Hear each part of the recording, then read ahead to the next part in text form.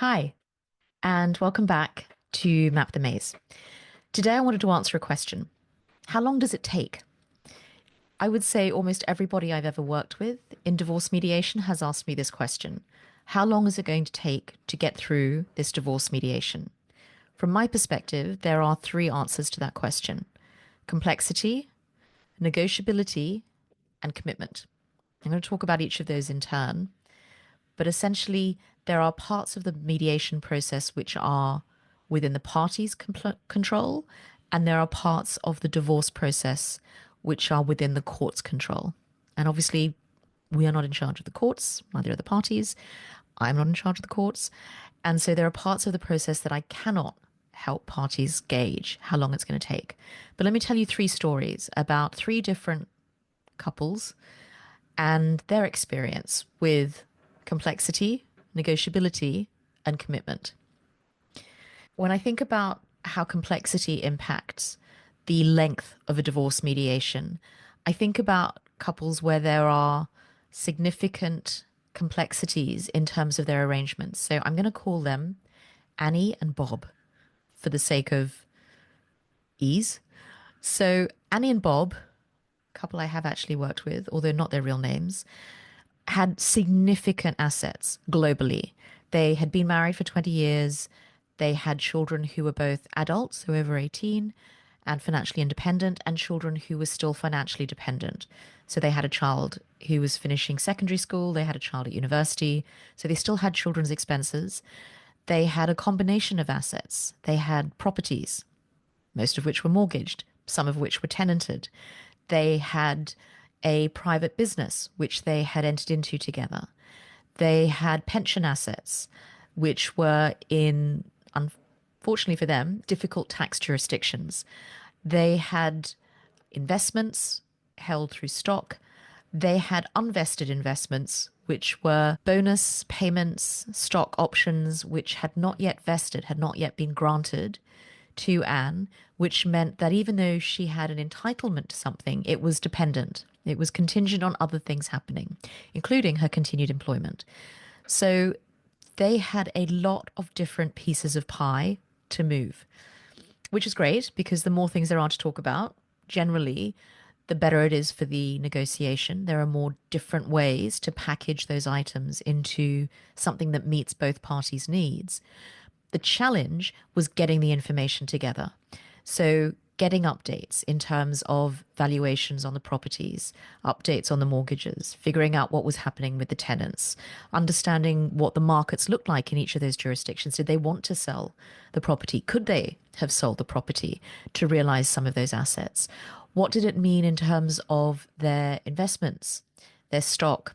Generally pretty liquid, you can sell, but did they want to sell? How was the stock held? What were the tax implications, particularly important for these guys? What were the tax implications of selling the properties? Were there capital gains to be paid? For some of the properties, yeah, significant. For their investments, what were the implications in terms of having a gain this financial year, particularly as they were moving from a situation where they had been at taxing as a couple to being taxed as individuals? What did it mean in terms of their retirement assets? Could those be split? Could they not be split? If they could be split, how could they be split? In terms of the unvested options and stocks, which Anne was entitled to, what did that mean for Bob? What did it mean for Anne? Did Bob get a share of those, even though Anne may quit or be sacked and therefore wouldn't actually get the entitlement 3, 5 years down the track? There were a lot of complexities, and understanding those for the parties, having the lawyers understand them, work through them, really can take a long time. It can. Sometimes there's just no way around it. Sometimes people have been accumulating different types of assets for a long time, and the other person may have very little to no understanding of what these are. So I can think of a couple where they had significant, one of them had significant cyber assets. So he had lots of cryptocurrencies. The other person had no idea why they'd been bought, that they had been bought, what they were worth, how volatile they were. And so part of the conversation was helping each party understand, what are these assets? What does this mean? Just in general, as a piece of general information, before we even start trying to allocate them or divide them, what does it mean? The other thing I would say to complexity that was difficult for Anne and Bob was also just in terms of structure. Bob very much wanted to have an education fund for the children to provide for the tertiary education for the youngest child and to complete the tertiary education of the child who was still at university. And so there are lots of different ways to do that. Some of them are easy, some of them are more complicated, some of them are expensive. And it depends again on the quantum. How much do people think it is worth spending? How much do they think they need to spend on an expensive structure? And how much can they really just do themselves together if they can cooperate? So working out the structures for that, also complicated. I think the other element of structure that can really impact is if there are tax, if there are inheritance concerns, then what does the structure mean potentially for children going forward if and when those parents die, but also just in terms of tax consequences for allocating particular assets to the parties. And so understanding all of that can sometimes require getting a financial and tax advisor in, particularly for some jurisdictions. It's just well accepted that if we are working with somebody from a US tax jurisdiction, we're probably going to need a US tax person to give us some advice about how to deal with assets in the most efficient way, because a lot of these things are really not intuitive. Complexity, number one. Number two, negotiability. So this is interesting, and this makes me think of, let's call them Claire and Dennis. And Claire and Dennis had been separated for 5 years. So in terms of the heat, almost all of the heat had gone out of their relationship. They were able to really see each other as co-parents to their two young children and to focus on them and making decisions for them. They had been separated. They didn't have any formal arrangements. They just evolved into arrangements, and they decided it was time to put some formal arrangements in place to sort out the finances and also to get divorced because they both decided it was time to move on with their lives. So they came into mediation, and each of them at the initial meeting, the intake, had essentially said, this is going to take a long time. It's very complicated. We feel very strongly about all of these things. We got to the mediation session, and I think it took an hour and 45 minutes. Let me just say, that is not normal, not typical for people to sort out all of their children's and all of their financial arrangements. However, the difference was, and I think they had maybe not even realized, they have been arguing about this for 5 years on different occasions at different times in different ways. What they hadn't had was a structured conversation about what to do. And so coming into the mediation, having an agenda, having to sit down at a table, have the data that they needed to actually have a discussion to hand made all the difference.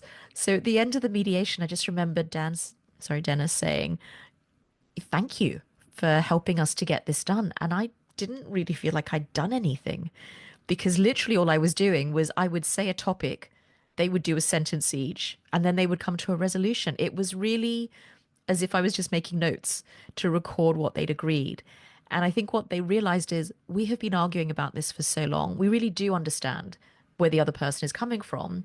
And even if we don't agree, maybe we can see where there's space for compromise. And so they were able to get all of their arrangements done, recorded in what was really record time. But that is not the norm.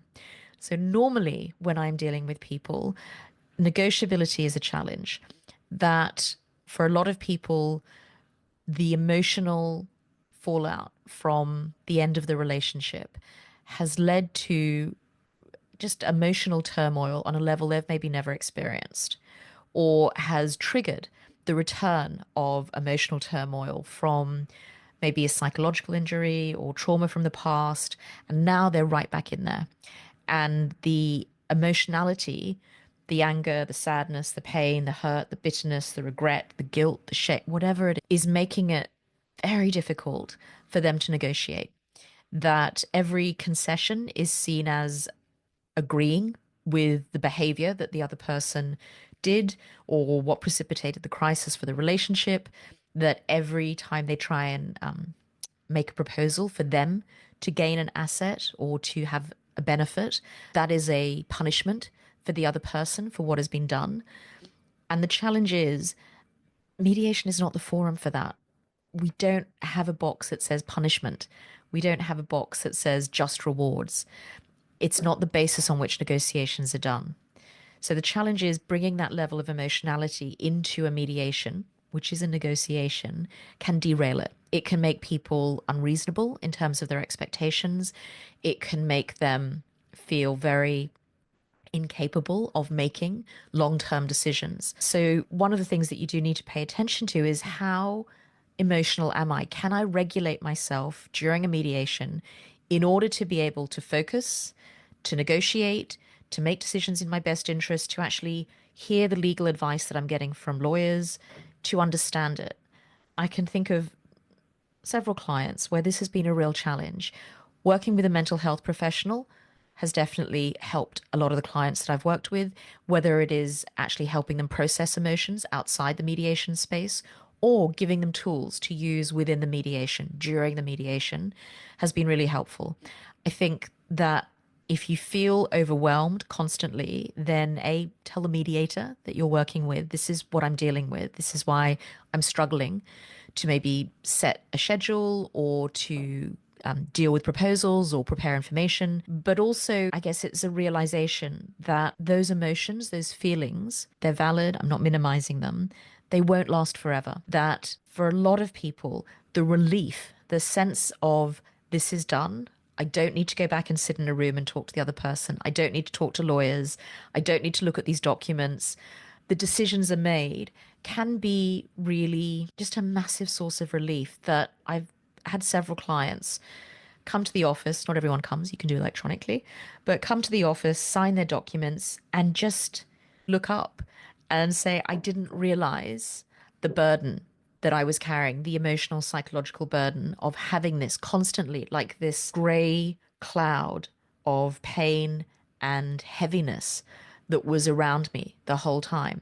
And now that I've signed this document, I feel lighter. I feel like I can focus on my business, my children, my life, my health, whatever it is that needs attention, that is not getting attention while the divorce is consuming all of the energy and the focus. And even if it's not consuming all of it, it is derailing the ability to truly focus on all of the aspects of your life that need attention. So, one thing I would say to people who are really struggling is find a way to deal with the emotional fallout from the end of the relationship, but also realize the longer that you stay in the limbo, which is the relationship is over, but we haven't actually finalized arrangements, the harder it is going to be. That is a really difficult truth, but it is also true that I've seen people who, even if they didn't get 100% of what they wanted, no one gets 100% of what they want, have left and been able to move on with their lives and feel resolved because at least they know what life looks like. What is the shape of life going forward? So I would